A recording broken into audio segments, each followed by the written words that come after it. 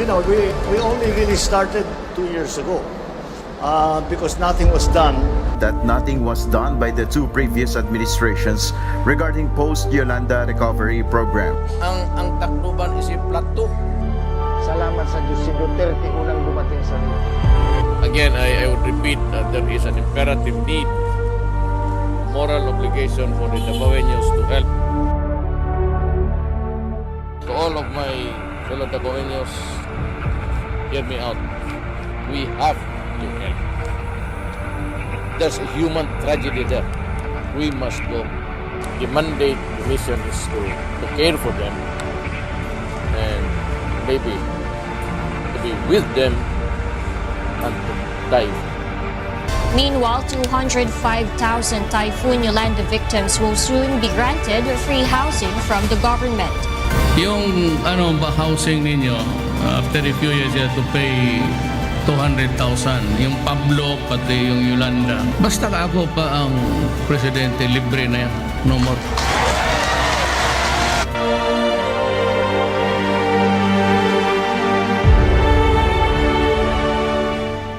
Nagtataka kami kung ano nangyayari. Akala namin may gera.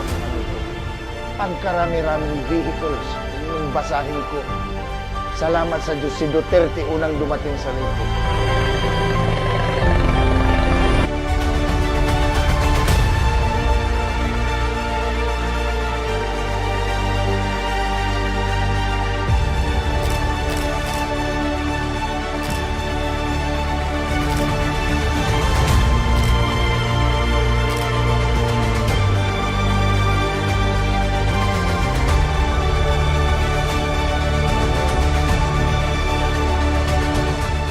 I'm sorry, I said, I do not want to offend anybody. I am not satisfied.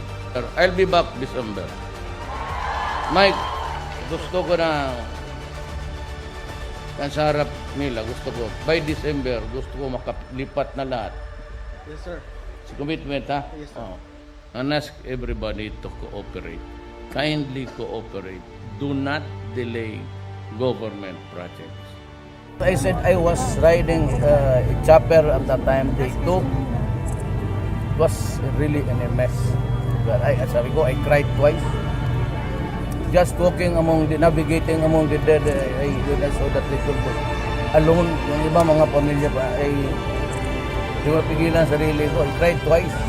Alam mo, naawa ako sa kanila. Even if they wanted to retreat and seek shelter, hindi ko malaman kung iiyak ako. I cannot shout in anger because you cannot be mad at anybody there. Hindi ko nga alam kung anong gagawin ko kasi marami pala sila nakuha sa aking pamilya. Talaga mo, 11 sila. I told the Davaoenos city residents, we have to help.